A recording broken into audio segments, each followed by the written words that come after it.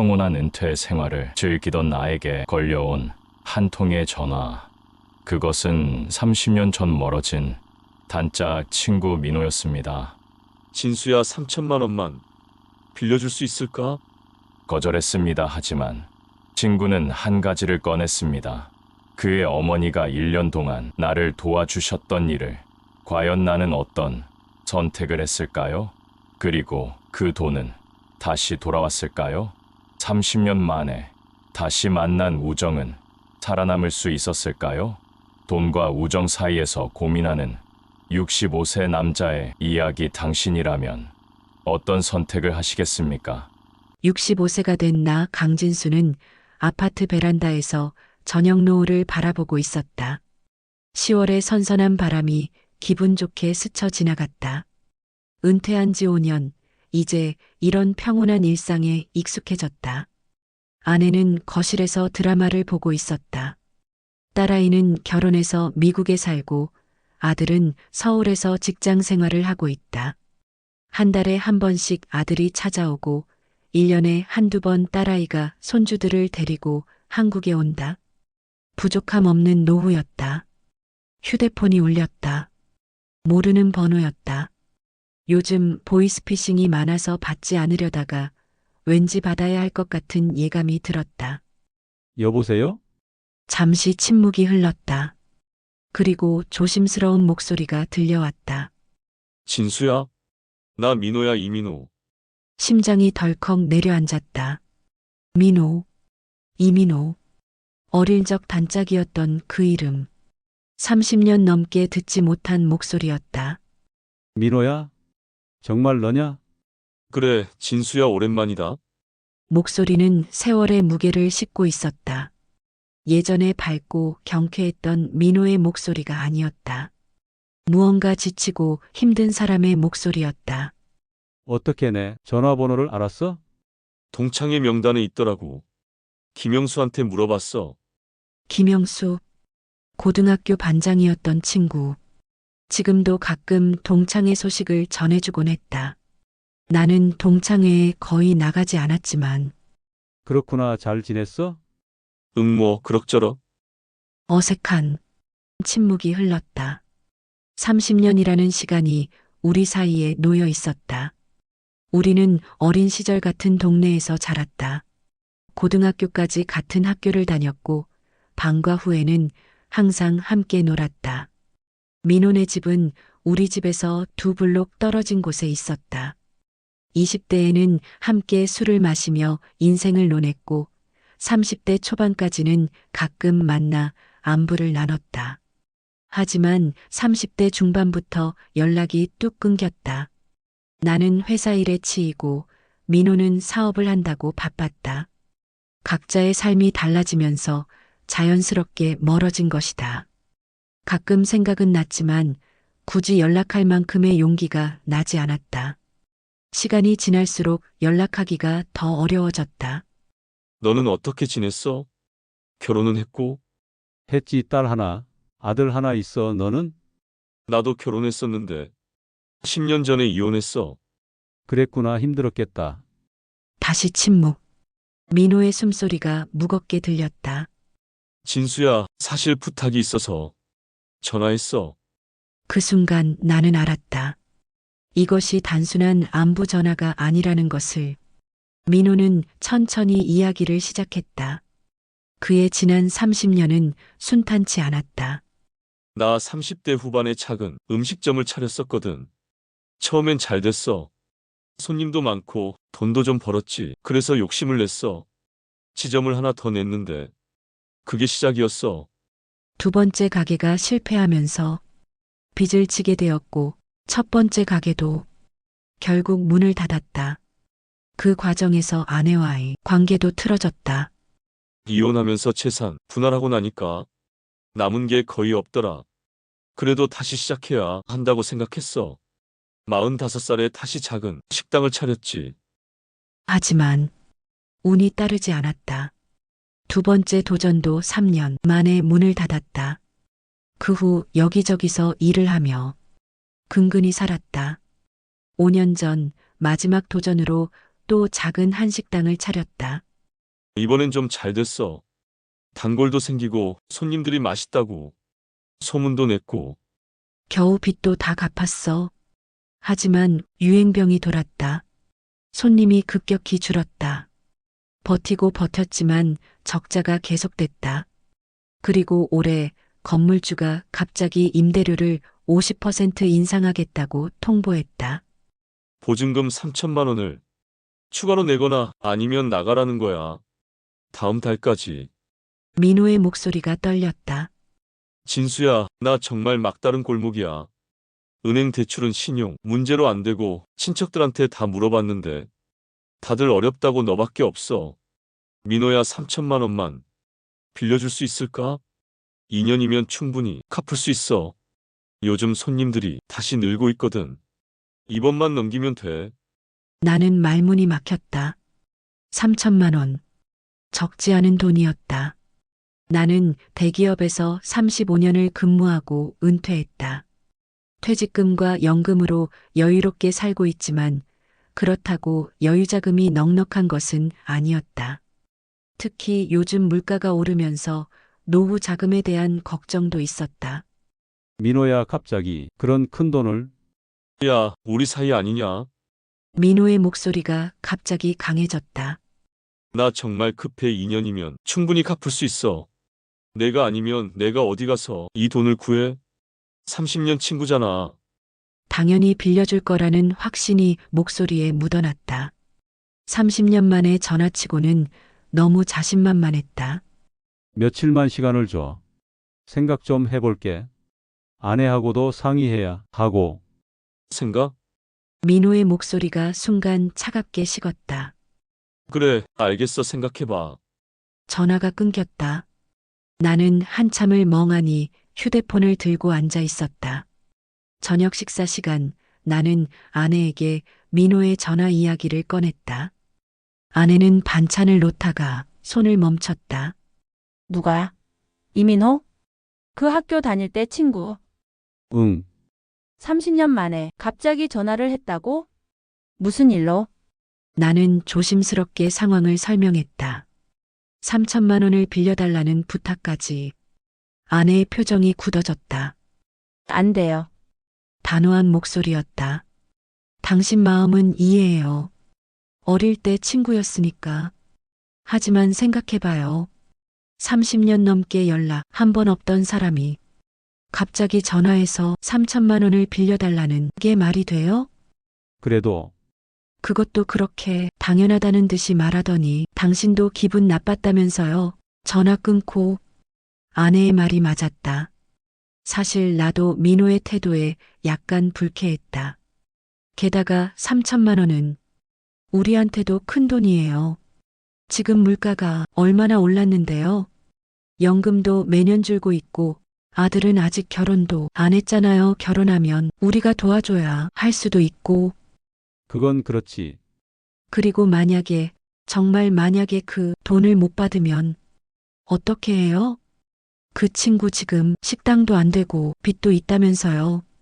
2년 후에 갚을 수 있다는 보장이 어디 있어요? 아내는 계속 이야기했다. 당신 마음은 알아요. 착하니까 하지만 우리도 이제 65살이에요. 앞으로 병원비, 생활비 다 생각해야 해요. 노후 자금을 함부로 쓸 수 없어요. 나는 아무 말도 하지 못했다. 아내의 말이 모두 맞았다. 현실적으로 생각하면 빌려주면 안 되는 돈이었다. 그날 밤 나는 잠을 이루지 못했다. 민호의 목소리가 자꾸 떠올랐다. 그의 절박함이, 그리고 우리가 함께 보냈던 어린 시절이. 사흘 동안 고민했다. 결국 나는 민호에게 전화를 걸었다. 손이 떨렸다. 민호야, 나 진수야. 응, 생각 다 했어?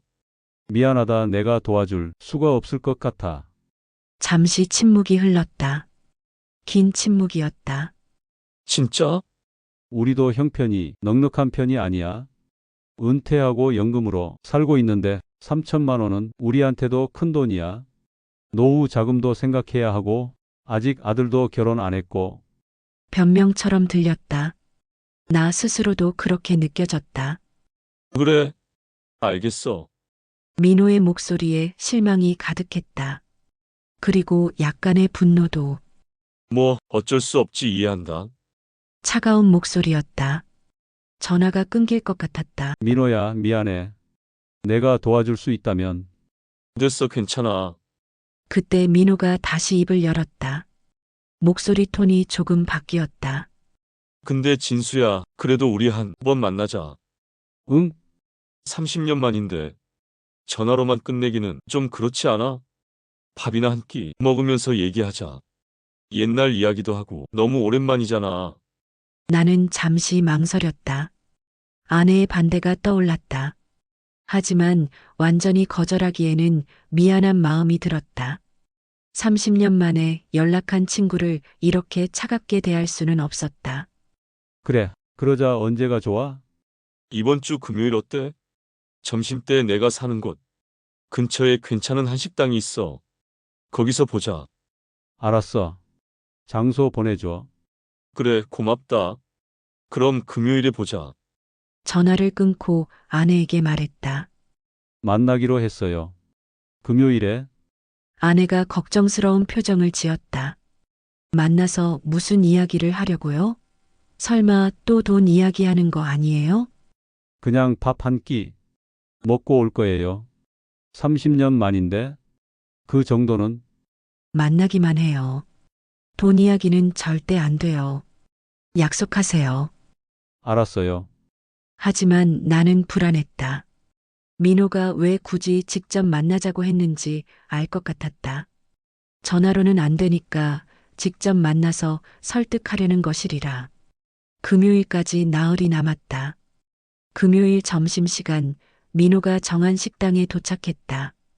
주택가 골목에 있는 작고 조용한 한식집이었다. 할매 식당이라는 소박한 간판이 걸려 있었다.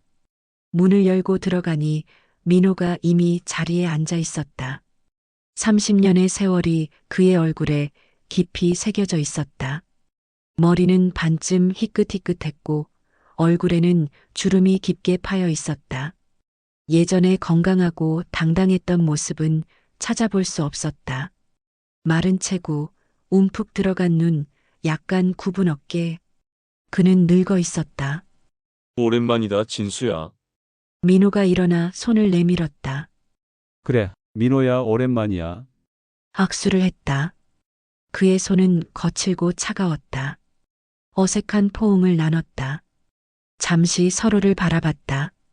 30년이라는 시간이 우리 사이에 놓여 있었다. 많이 늙었지? 민호가 쓸쓸하게 웃었다. 나도 마찬가지야. 우리 이제 65이야. 그러게 벌써. 주문을 했다. 된장찌개 정식 둘. 옛날 학교 다닐 때 우리가 가장 좋아하던 메뉴였다. 너 기억나? 식당에서 맨날 된장찌개 먹었잖아. 기억하지? 아줌마가 반찬 엄청 많이 주셨지. 그 아줌마 아직 살아계실까? 글쎄, 그때도 나이가 많으셨으니까. 음식이 나왔다. 우리는 천천히 밥을 먹으며 이야기를 나눴다. 처음엔 옛날 이야기였다. 학창 시절, 첫사랑, 군대 이야기, 신입사원 시절. 조금씩 분위기가 풀렸다.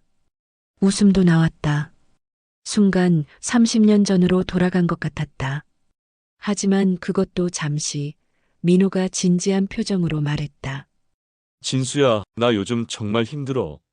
분위기가 무거워졌다. 민호는 자신의 지난 30년을 더 자세히 이야기했다. 전화로 들었던 것보다 훨씬 더 힘든 삶이었다. 첫 번째 식당은 사실 괜찮았어. 5년 동안 잘 됐거든. 그런데 내가 욕심을 냈어. 장사가 잘 되니까 지점을 내면 더 잘 될 거라고 생각했지. 하지만 두 번째 가게는 위치 선정을 잘못했다. 손님이 없었다. 빚이 쌓였다. 첫 번째 가게 수익으로 두 번째 가게를 메우다가 결국 둘 다 망했다. 그때 아내가 떠났어. 더 이상 못 참겠다고. 나도 이해해. 빚쟁이들이 집에 찾아오고 밤마다 전화 오고 애들도 힘들었을 거야. 이혼 후 민호는 몇 년간 공장에서 일했다.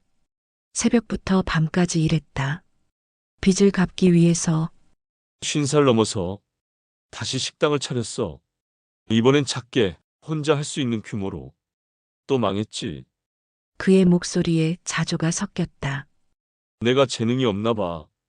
음식은 맛있다고 하는데 장사는 안 되더라고. 세 번째 도전은 5년 전. 작은 한식당을 열었다. 이번엔 운이 좋았다. 단골들이 생겼다. 온라인 리뷰도 좋았다. 진짜 이번엔 됐다고 생각했어. 빚도 거의 다 갚았고. 하지만 큰 질병이 돌았다.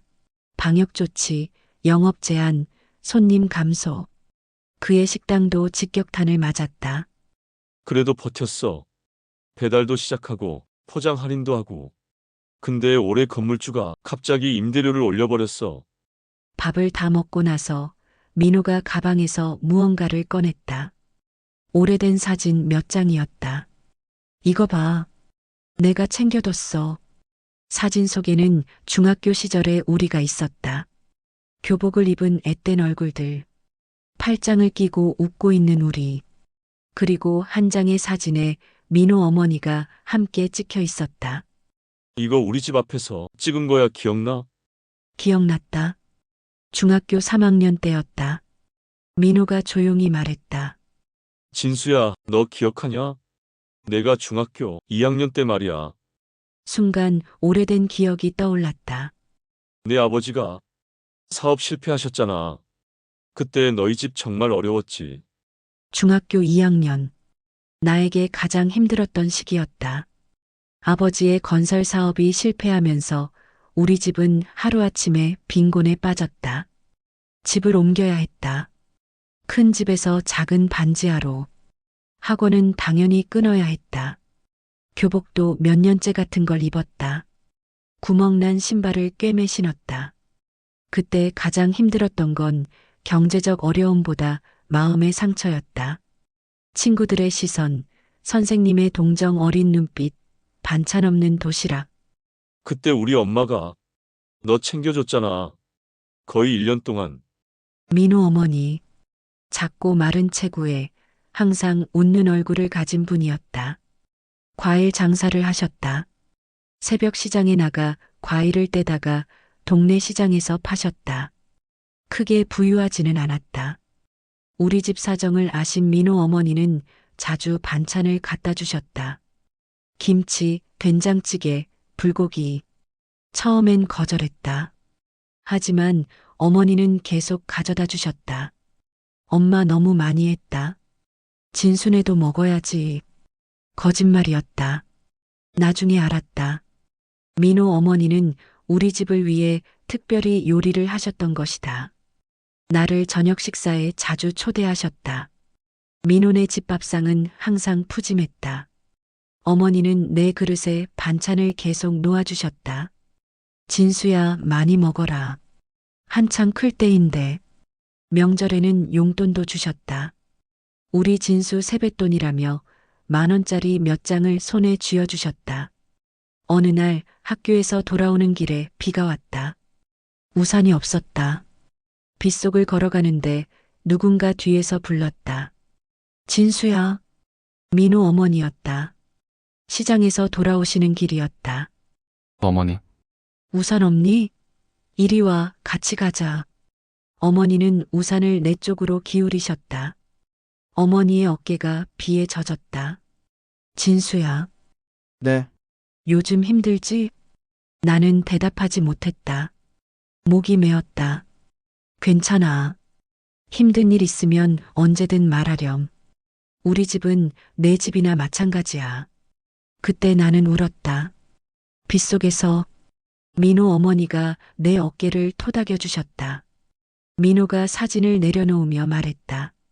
우리 엄마 작년에 돌아가셨어. 뭐? 췌장암이었어. 발견했을 때. 이미 늦었어. 민호야, 몰랐어. 미안해. 괜찮아. 내가 알 리 없지. 우린 연락도 안 하고 지냈으니까. 민호의 눈이 붉어졌다. 병원비가 많이 들었어. 항암 치료, 수술 다 해봤는데 소용없었어. 병원비는 내가 다 댔지. 엄마가 평생 나 키우느라 고생하셨는데 마지막은 편하게 해드리고 싶었어. 빚을 좀 더 졌지만. 민호가 내 손을 잡았다. 진수야, 우리 엄마가 너 도와준 거 그게 얼마였는지 알아? 갑자기 분위기가 바뀌었다. 민호의 눈빛이 날카로워졌다. 당시 돈으로 최소 500만 원은 됐을 거야. 반찬값, 용돈 다 합치면 지금 가치로 환산하면 몇 천만 원이지. 민호야, 우리 집도 넉넉하지 않았어. 아버지는 일용직 노동자셨고 엄마는 과일 장사로 근근히 살았어. 그런데 엄마는 너한테 그렇게 해줬어. 왜인지 알아? 나는 대답하지 못했다. 엄마가 그러시더라. 진수는 착한 아이야. 지금은 힘들지만 나중에 잘 될 거야. 우리가 도와줘야 해. 엄마는 널 진짜 아들처럼 생각하셨어. 민호의 목소리에 원망이 섞여 들어왔다. 나는 내가 당연히 도와줄 줄 알았어. 우리 엄마가 너한테 그렇게 해줬는데 3천만 원이 그렇게 큰 돈이야? 넌 대기업 다니다 퇴직했잖아. 퇴직금도 받았을 거고 연금도 나오잖아. 그건 그렇지만 내가 처음 전화했을 때 너무 쉽게 거절하더라. 생각해 볼 게가 뭐야? 30년 친구한테, 그것도 엄마 은혜 받은 친구한테 하는 말이 그거야? 민호가 손을 놓으며 뒤로 물러앉았다. 알았어. 내가 너무 직설적으로 말했나? 하지만 진수야, 솔직히 실망했어. 너무 실망했어. 나는 숨이 막혔다. 이것은 부탁이 아니었다. 일종의 요구였다. 도덕적 압박이었다. 민호야, 나도 이해는 해. 내 상황이 힘든 것도 알고 하지만 늦어. 민호가 자리에서 일어났다. 내가 착각했나 봐. 우정이고 뭐고 다 돈 앞에서는 소용없나 봐. 계산은 내가 할게. 민호야, 잠깐. 아니야, 괜찮아. 내가 잘못 생각했어. 미안해. 시간 빼앗아서. 민호는 계산을 하고 식당을 나갔다. 나는 자리에 남아 멍하니 앉아 있었다. 다른 손님들의 시선이 느껴졌다. 집에 돌아왔다. 아내가 물었다. 어땠어요? 친구 만나서. 나는 그날의 일을 모두 이야기했다. 민호 어머니의 이야기, 민호의 요구, 그가 화를 내며 나간 것까지. 아내는 한참을 침묵하다 입을 열었다. 그 어머니 정말 좋은 분이셨네요. 응, 당신도 그때 많이 힘들었죠? 많이 힘들었지. 아내가 내 손을 잡았다. 당신 마음 알아요. 지금 마음이 너무 무겁죠? 나는 고개를 끄덕였다. 가슴이 답답했다. 하지만 여보, 이건 은혜를 갚는 문제가 아니에요. 무슨 말이야? 민호 어머니가 당신을 도와준 건 진심에서 우러난 거였어요. 대가를 바라지 않으셨을 거예요. 그런데 민호는 그걸 비처럼 만들고 있어요. 아내의 말이 날카로웠다. 그리고 솔직히 태도도 문제가 있어요. 30년 만에 연락해서 당연하다는 듯이 돈을 요구하고 거절하니까 화를 내고. 그래도 내가 받은 은혜는 은혜는 은혜로 기억하면 돼요. 하지만 그게 평생의 빚이 되어선 안 돼요. 특히 이런 식으로. 아내의 말이 맞았다. 하지만 마음이 편하지 않았다. 그날 밤 잠을 이룰 수 없었다. 민호 어머니의 얼굴이 자꾸 떠올랐다. 진수야, 힘든 일 있으면 언제든 말하렴. 그때 그분이 아니었다면 나는 어떻게 되었을까? 학교를 그만뒀을지도 모른다. 아니면 더 깊은 상처를 받아 삐뚤어졌을지도. 그 시절에 내게 밥 한 끼, 말 한마디가 얼마나 큰 힘이 되었는지. 단순히 돈의 문제가 아니었다. 그분은 내게 희망을 주셨다. 세상이 나를 버리지 않았다는 것을 보여주셨다. 침대에서 뒤척이며 나는 생각했다. 3천만 원. 큰 돈이다. 하지만 나는 그보다 더 큰 것을 받았다. 나는 결심했다. 다음 날 아침 나는 아내에게 말했다. 여보, 민호한테 돈을 빌려주려고. 아내가 커피잔을 내려놓았다. 정말요? 응, 밤새 생각해 봤어. 나는 빌려줘야 할 것 같아. 하지만 들어봐, 나는 이걸 빌려주는 게 아니라 주는 거라고 생각할 거야. 아내가 놀란 표정으로 나를 바라봤다. 돌아오지 않을 거라고 각오할 거야. 2년 후에 갚겠다고 하지만 기대하지 않을 거야. 그냥 민호 어머니께 받은 은혜를 갚는다고 생각할 거야. 여보, 3천만 원을 잃더라도 내 양심은 잃고 싶지 않아. 나는 그때 민호 어머니께 정말 큰 도움을 받았어. 돈으로 환산할 수 없는 것들을. 나는 계속 말했다. 물론 위험하다는 거 알아. 민호가 못 갚을 수도 있고 우리 관계가 나빠질 수도 있어. 하지만 안 도와주고 평생 후회하는 것보다는 도와주고 후회하는 게 나을 것 같아. 아내는 한참을 나를 바라보다 한숨을 쉬었다. 당신 마음은 정해진 것 같네요. 미안해. 이건 내가 결정해야 할 일인 것 같아. 알아요. 당신 성격 알아요. 안 도와주면 평생 마음에 걸릴 거잖아요. 아내가 나를 토닥여 주었다. 하지만 한 가지 약속해요. 이걸로 끝이에요. 더 이상은 안 돼요. 약속할게. 그리고 확실히 말해요. 이건 어머니 은혜에 대한 보답이고 돌려받을 생각 없다고. 그래야 나중에 관계가 안 망가져요. 그렇게 할게. 나는 민호에게 전화를 걸었다. 한참 벨이 울리다 받았다. 여보세요. 민호야. 나 진수야. 어제는 미안했어. 내가 너무 방어적이었던 것 같아. 아니야. 내가 너무 심했어. 미안해, 민호야. 3천만 원 빌려줄게.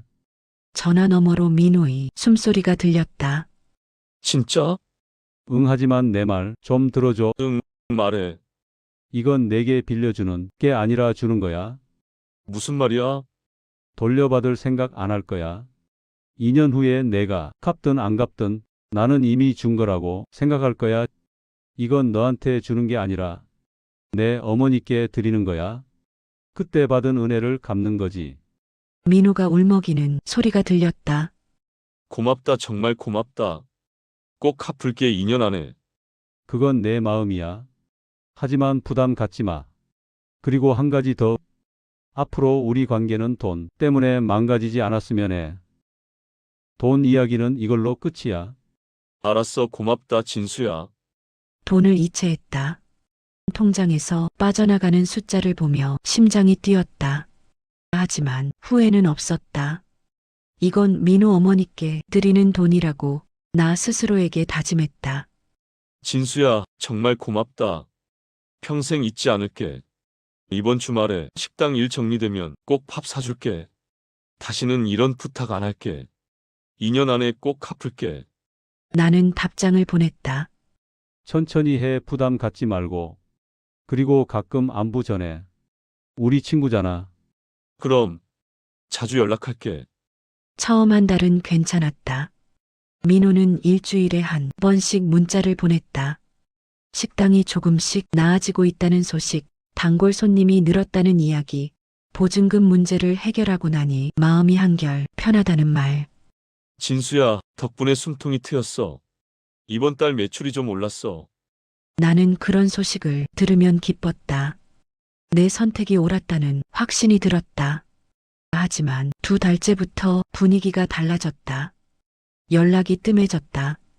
일주일에 한 번이던 문자가 2주에 한 번, 한 달에 한 번으로 줄었다. 나는 먼저 전화를 걸었다. 민호야, 잘 지내? 아, 진수야. 응. 잘 지내. 목소리가 어색했다. 식당은 잘 되고 있어? 응. 그럭저럭 요즘 좀 바빠서. 미안. 손님 왔다. 나중에 전화할게. 그래, 통화하자. 하지만 민호는 다시 전화하지 않았다. 3개월째 나는 다시 전화를 걸었다. 3번의 신호음 후에 민호가 받았다. 여보세요? 민호야, 나 진수야. 요즘 어떻게 지내? 아, 응. 잘 지내. 식당 일은? 아직 힘들긴 한데. 버티고 있어. 건강은? 괜찮아. 대화가 이어지지 않았다. 예전처럼 편하게 웃으며 이야기하던 우리가 아니었다. 서로 어색했다. 그래, 몸 조심해. 그래, 미안 바빠서. 전화가 끊겼다. 나는 핸드폰을 내려놓으며 한숨을 쉬었다. 뭔가 잘못되고 있었다. 4개월, 5개월이 지났다. 민호는 내 전화를 거의 받지 않았다. 받아도 지금 바빠, 손님 있어, 나중에 전화할게라며 급하게 끊었다. 약속했던 나중에는 오지 않았다. 6개월째 나는 또 전화를 걸었다. 받지 않았다. 문자를 보냈다. 민호야, 잘 지내고 있어? 식당 일은 어때? 궁금하네. 시간 날 때 연락 줘. 하루가 지났다. 답이 없었다. 이틀이 지났다. 여전히 답이 없었다. 일주일이 지나서야 짧은 답장이 왔다. 미안, 요즘 너무 바빠. 나중에 전화할게. 나는 휴대폰을 바라보며 씁쓸한 미소를 지었다. 나중이라는 말이 이렇게 공허하게 느껴진 적이 없었다. 어느 날 아내가 물었다. 민호 씨한테 요즘 연락 와요? 형식적인 답장 하나 오네. 그럴 줄 알았어요. 뭐가 문제일까? 내가 뭘 잘못한 걸까? 아내가 내 손을 잡았다. 당신 잘못이 아니에요. 민호 씨가 부담스러워하는 거예요. 부담? 내가 돈 갚으라고 한 적도 없는데. 당신도 참 그래서 내가 반대했던 거예요. 원래 사람 사이 인간관계란 게 그런 거예요. 일단 돈이 오고 가면 빚이 있는 사람은 빌려준 사람을 볼 때마다 미안함을 느끼거든요. 당신이 아무 말 안 해도요. 8개월째 나는 다시 전화를 걸었다. 5번의 신호음 후에 끊겼다. 민호가 일부러 받지 않은 것이다. 화가 났다. 하지만 동시에 걱정도 됐다. 혹시 건강에 문제가 생긴 건 아닐까? 식당이 정말 힘들어진 건 아닐까? 나는 민호의 식당에 전화를 해볼까 생각했다. 하지만 그건 너무 오버인 것 같았다. 대신 문자를 보냈다. 민호야, 걱정돼서. 혹시 무슨 문제 있어? 힘든 거 있으면 말해. 내가 돈 때문에 연락하는 거 아니야. 그냥 친구로서 궁금한 거야. 제발 답장 좀 해줘. 이번에는 답장이 더 빨리 왔다. 진수야, 미안. 그냥 너무 바쁘고 정신없어. 걱정하지 마. 하지만 그 문자는 나를 안심시키지 못했다. 오히려 더 걱정스러웠다. 민호의 말에는 진심이 느껴지지 않았다. 1년이 되던 날 나는 아내에게 털어놓았다. 민호한테 연락이 안 되네. 완전히 잠적했어. 그럴 줄 알았어요. 아내의 목소리에 내가 그랬잖아요 라는 뉘앙스가 있었다. 나는 화가 났다. 아, 왜? 왜 그럴 줄 알았다는 거야? 여보, 현실을 봐요. 민호 씨는 당신을 피하고 있어요. 왜 피해? 내가 뭘 잘못했는데? 잘못한 게 아니에요. 그냥 빚이 있으면 채권자를 피하게 되는 게 사람 심리예요. 나는 채권자가 아니야. 내 목소리가 커졌다. 나는 우리는 친구 사이야. 내가 돈 갚으라고 연락한 적 한 번도 없어. 매번 그냥 안부 묻는 건데 친구라면서 나한테 잘 있다고 연락하는 것, 그것도 못 해줘? 알아요. 하지만 민호 씨 입장에서는 입장? 무슨 입장? 전화 한 통 받는 게, 문자 한 줄 보내는 게 그렇게 어려워? 나는 괜히 아내에게 짜증을 화를 내고 있었다. 그리고 스스로 한심한 생각이 들었다. 나는 소파에 주저앉았다. 나는 정말 돈 때문에 연락한 게 아니야. 그냥 친구가 궁금해서 잘 지내는지 알고 싶어서 전화한 건데 왜 나를 채권자처럼 대하는 거야? 도대체 왜? 아내가 내 옆에 앉았다. 당신 마음 알아요. 하지만 민호 씨는 그렇게 생각하지 않을 수 있어요. 빚이 있다는 것 자체가 그 사람에게는 큰 짐이에요. 그래도 이건 너무해. 나는 머리를 감싸쥐었다. 내가 3천만 원을 준 건 우정을 지키기 위해서였어. 민호 어머니께 받은 은혜를 갚기 위해서였고, 그런데 정작 우정은 이렇게 망가지고 있잖아. 나는 마지막으로 긴 문자를 보냈다. 민호야, 솔직하게 말할게. 나 많이 실망했어. 돈을 못 갚아서가 아니야. 처음부터 돌려받을 생각 없었다고 했잖아. 그건 진심이었어. 내가 실망한 건 내가 나를 피한다는 거야. 전화도 안 받고 문자도 제대로 답장 안 하고 나는 내가 돈을 어떻게 쓰는지 언제 갚을 건지 관심 없어. 그냥 친구로서 잘 지내고 있는지 궁금한 거야. 우리가 30년 만에 다시 만났잖아. 다시 친구가 되었잖아. 그런데 왜 이렇게 되는 거야? 내가 뭘 잘못한 거야? 나는 지금 화가 난 게 아니라 슬퍼. 우리 우정이 돈 때문에 이렇게 망가지는 게 너무 슬퍼. 이게 내가 원했던 게 아니었는데? 내가 힘들면 말해. 식당이 안 되면 안 된다고 말해. 나는 이해할 수 있어. 하지만 이렇게 날 피하지는 마. 제발 우리 그냥 친구로 지낼 수는 없는 거야? 문자를 보내고 나는 한참을 핸드폰을 바라봤다. 답장이 올까? 하루가 지났다. 답이 없었다. 일주일이 지났다. 여전히 답이 없었다. 한 달이 지났다. 민호는 완전히 침묵했다. 나는 밤마다 잠을 이루지 못했다. 돈은 진작에 포기했다. 하지만 우정마저 잃는다는 게 민호 어머니의 따뜻한 기억마저 이렇게 망가지는 게 견딜 수 없었다. 내가 바보였어. 어느 날 밤 나는 아내에게 털어놓았다. 역시 돈 거래는 하는 게 아니야. 30년 우정이 돈 때문에 이렇게 끝나네? 섭섭해 말아요. 어떻게 섭섭해하지 않겠어. 하지만 내가 잘못 생각한 거야. 돈과 우정의 관계를 너무 쉽게 봤어. 당신 잘못이 아니에요. 그래도 결국 내가 어리석고 순진했던 거야. 사람이 변하지 않을 거라고, 우정이 영원할 거라고 믿었던 게 바보 같았던 거였네. 아내는 아무 말도 하지 않았다. 나는 계속 말했다. 제일 속상한 건 내가 돈 때문에 연락한 게 아니라는 걸 민호가 모른다는 걸 거야. 아니, 알면서도 모른 척하는 것일 수도 있겠지.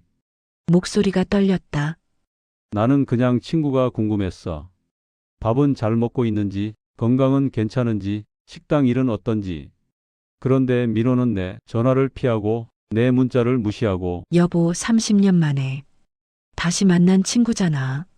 어린 시절의 추억이 있는 친구였고 그 엄마가 나를 도와주신 친구의 일이야. 그 모든 게 돈 때문에 다 무너졌네. 나는 눈물을 닦았다. 내가 제일 무서운 건 민호가 나를 채권자로만 보고 친구가 아니라 돈 받으러 온 사람으로 본다는 것. 그게 제일 슬퍼. 나는 마지막으로 짧은 문자를 보냈다. 민호야, 정말 마지막이야. 나는 정말 친구로서 걱정해서 연락한 거야. 돈은 신경 쓰지 마. 하지만 우정까지 버리지는 마, 제발. 답은 오지 않았다. 나는 포기했다. 더 이상 전화도 문자도 하지 않기로 했다. 아내가 말했다. 잘 생각했어요. 이제 놓아주세요. 이 정도에서 더 나아가면 집착이어요. 그래야겠지. 하지만 마음 한구석은 여전히 무거웠다. 민호가, 우리의 우정이, 민호 어머니의 미소가 자꾸 떠올랐다. 그리고 가장 고통스러운 질문이 머릿속을 맴돌았다. 내가 도와준 게 맞았을까? 아니면 도와주지 말았어야 했을까? 답은 알 수 없었다. 2년이 지난 어느 날 오후 핸드폰에 알림이 떴다. 민호였다. 심장이 두근거렸다. 나는 잠시 화면을 바라보다 메시지를 열었다. 진수야, 미안해. 정말 미안해. 나 지금 너무 창피하고 부끄러워서 이렇게 문자로밖에 연락 못하겠어. 한 번만 만나줄 수 있을까? 할 말이 있어. 손이 떨렸다. 2년 만의 연락이었다. 분노, 실망, 그리움, 걱정 온갖 감정이 뒤섞였다. 답장을 보내야 할까? 무시해야 할까? 한참을 고민하다 답장을 쳤다. 언제 어디서? 곧바로 답이 왔다. 내일 오후 삼수동 숲속에 칩이라는 식당. 제발 나와줘. 다음 날 아내가 걱정스러운 얼굴로 물었다. 괜찮겠어요? 만나봐야지 뭐라도 얘기는 해야 할 것 같아. 화내지 말고 차분하게 들어보세요. 노력해 볼게. 숲속의 집은 주택가 골목 안쪽에 있는 작은 식당이었다. 낡은 나무 간판, 작은 마당에 놓인 화분들. 조용하고 아늑한 분위기였다. 문을 열고 들어가니 손님이 거의 없었다. 창가 구석자리에 민호가 앉아 있었다. 그의 모습은 처참했다. 2년 전보다 훨씬 더 말랐다. 얼굴은 핏기가 없었고 머리는 완전히 휘어져 있었다. 등도 더 굽어 보였다. 70대 노인처럼 보였다. 민호가 나를 보고 일어서려다 다시 주저앉았다. 눈이 붉었다. 진수야, 나는 그의 맞은편에 앉았다. 아무 말도 하지 않았다. 와줘서 고맙다. 정말 정말 고맙다. 민호의 목소리가 떨렸다. 물 한 잔 마실래? 민호가 떨리는 손으로 물잔을 밀었다. 나는 물을 한 모금 마셨다. 여전히 말이 나오지 않았다. 진수야, 나 할 말이 너무 많은데 어디서부터 시작해야 할지 모르겠어. 천천히 해. 내 목소리는 차가웠다. 나도 모르게. 민호가 고개를 숙였다. 미안해. 정말 정말 미안해. 나 도망쳤어. 너한테서, 현실에서, 나 자신한테서. 민호가 고개를 들었다. 눈에 눈물이 고여 있었다. 식당은 오래전에 문 닫았어. 뭐, 나도 모르게 놀라서 물었다. 내가 빌려준 돈으로 버텨보려고 했어. 정말 열심히 했어. 새벽부터 밤까지 일했어. 배달도 시작하고 메뉴도 바꿔보고 홍보도 하고. 민호의 목소리가 점점 작아졌다. 적자가 계속됐어. 버텼는데 결국 임대료를 못 냈어. 쫓겨났어. 그럼 지금은 슈퍼랑 편의점에서 알바하고 있어. 슈퍼랑 편의점? 응, 나는 더 이상 묻지 않고 안부를 물었다. 그럼 그동안 왜 연락을 안 한 거야? 내 목소리에 분노가 섞여 들어갔다. 왜 전화를 안 받았어? 왜 문자를 무시했어? 너무 창피했어. 민호가 고개를 떨구었다. 내가 3천만 원이나 빌려줬는데 나는 그걸로도 식당을 못 지켰어. 완전히 실패한 거야. 그래도 연락은 해야지. 내 목소리가 커졌다. 미안해. 나는 돈을 갚으라고 연락한 게 아니었어. 그냥 친구로서 궁금해서 걱정돼서 전화한 건데 왜 날 피한 거야? 민호가 두 손으로 얼굴을 감쌌다. 하지만 차마 얼굴을 볼 수가 없었어. 내 목소리를 들을 수가 없었어. 너한테 전화가 올 때마다 너무 괴로웠어. 왜? 내가 아무리 돈 이야기를 안 해도 너한테 돈 받아서 결국 다 날린 인간. 민호의 어깨가 떨렸다. 그리고 무서웠어. 내가 실망할까봐. 아니, 이미 실망했겠지, 나한테. 전화 올 때마다 생각했어. 진수가 실망하고 있겠지. 내가 한심하게 보이겠지. 또 거짓말하고 있다고 생각하겠지. 그 생각이 너무 괴로워서 도망쳤어. 민호가 눈물을 닦았다. 식당 문 닫고 나서는 더 연락할 수가 없었어. 뭐라고 말해? 진수야, 내 돈으로도 안 됐어. 나 망했어. 지금 빈털털이야. 이렇게 말할 용기가 없었어. 바보 같은 소리 하지 마. 내 목소리도 떨렸다. 나는 내가 돈을 못 갚는 게 화난 게 아니야. 처음부터 돌려받을 생각 없었다고 했잖아. 내가 화난 건, 아니 실망한 건 내가 나를 친구가 아니라 채권자로 대했다는 거야. 민호가 고개를 들었다. 나는 내가 궁금했어. 밥은 잘 먹는지, 건강은 괜찮은지, 힘든 건 없는지. 그게 다였어. 그런데 넌 날 피했어. 마치 내가 빚쟁이라도 되는 것처럼. 30년 만에 다시 만났잖아. 우리 다시 친구가 되었잖아. 그게 좋았어. 어머니께 받은 은혜도 갚을 수 있어서 좋았고. 그런데 내 목소리가 메었다. 왜 이렇게 된 거야? 돈 때문에? 3천만 원 때문에? 우리 우정이 이렇게 망가져야 해? 민호가 울기 시작했다. 소리 없이 어깨만 들썩이며 미안해, 정말 미안해. 도망친 게 잘못이었어. 민호가 조용히 말했다. 나는 인생을 망쳤어. 그런 소리 하지 마. 아니야, 사실이야. 3번이나 식당 차렸다가 다 망했어. 이혼했고 애들하고도 연락 안 해. 내 빚도 있어. 이게 망한 인생이 아니면 뭐야? 민호가 쓸쓸하게 웃었다. 제일 후회되는 게 뭔지 알아? 너한테 연락한 거. 뭐, 아니, 연락한 건 괜찮아. 30년 만에 다시 만나서 좋았어. 진짜야. 민호가 나를 바라봤다. 내가 후회하는 건 돈을 빌린 거야. 그리고 그 돈으로도 결국 실패한 거. 그게 제일 후회돼. 민호야. 차라리 그냥 친구로 남았으면 좋았을걸. 돈 때문에 이렇게 되지는 않았을 텐데. 그만해. 나는 숟가락을 들었다. 밥이나 먹자. 더 식기 전에. 우리는 천천히 밥을 먹었다. 아무 말 없이 천천히 억지로 넘겼다. 밥을 다 먹고 나서 나는 입을 열었다. 민호야. 내 말 좀 들어봐. 응, 내가 실패한 게 아니야. 진수야, 위로는. 위로 아니야, 진심이야. 나는 민호의 눈을 똑바로 바라봤다. 넌 3번이나 다시 일어섰잖아. 망해도 또 도전했잖아. 그게 실패야? 그건 용기야. 하지만 결국 다 망했잖아. 그래, 망했어. 그런데 그게 뭐? 넌 지금도 일하고 있잖아. 알바가 어때서? 부끄러운 일 아니야. 떳떳하게 돈 벌고 있잖아. 민호가 눈물을 닦았다. 그리고 말이야. 나는 계속 말했다. 나는 내가 돈을 못 갚는 게 실망스러운 게 아니야. 내가 식당 망한 게 실망스러운 것도 아니야. 그럼 뭐가 실망스러운데?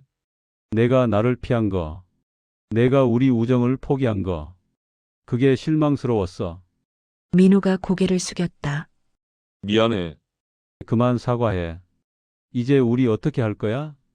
민호가 천천히 고개를 들었다. 진수야, 나 돈은 당장 못 갚아. 아마 몇 년 걸릴지도 몰라. 어쩌면 평생 못 갚을지도 모르고. 알아. 그래도 우리 우정은 지키고 싶어. 내가 허락한다면. 나는 한숨을 쉬었다. 바보야, 그걸 왜 물어?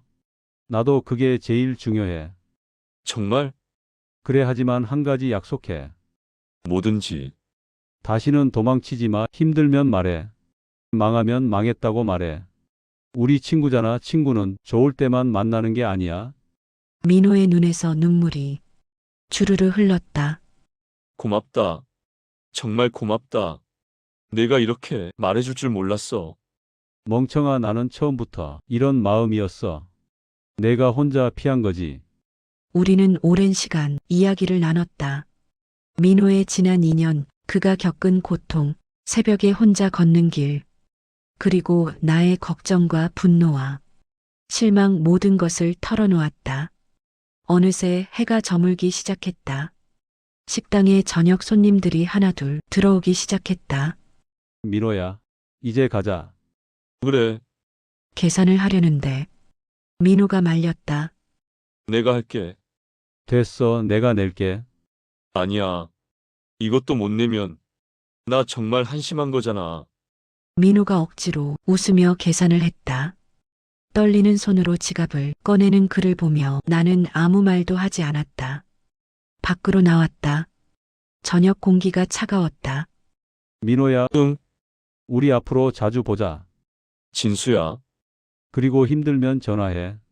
밥 먹고 싶으면 연락해. 그냥 이야기하고 싶어도 연락해. 알았지?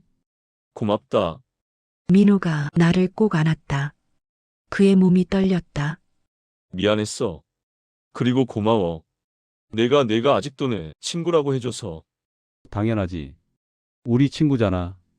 헤어지는 민호의 뒷모습을 바라보며 나는 생각했다. 3천만 원으로 산 것은 돈이 아니었다. 그것은 옛 친구와의 화해였고 민호 어머니께 갚은 은혜였고 내 양심의 평화였다. 그리고 무엇보다 65세가 되어서야 깨달은 진리였다. 인생에서 잃어버린 친구를 되찾는 것이 돈보다 훨씬 더 값진 일이라는 것을, 손을 내미는 용기가 받는 것보다 더 큰 축복이라는 것을, 그리고 진짜 우정은 완벽할 때가 아니라 서로의 상처를 보고도 함께할 때 시작된다는 것을, 그 이후의 이야기도 추가로 전해드립니다.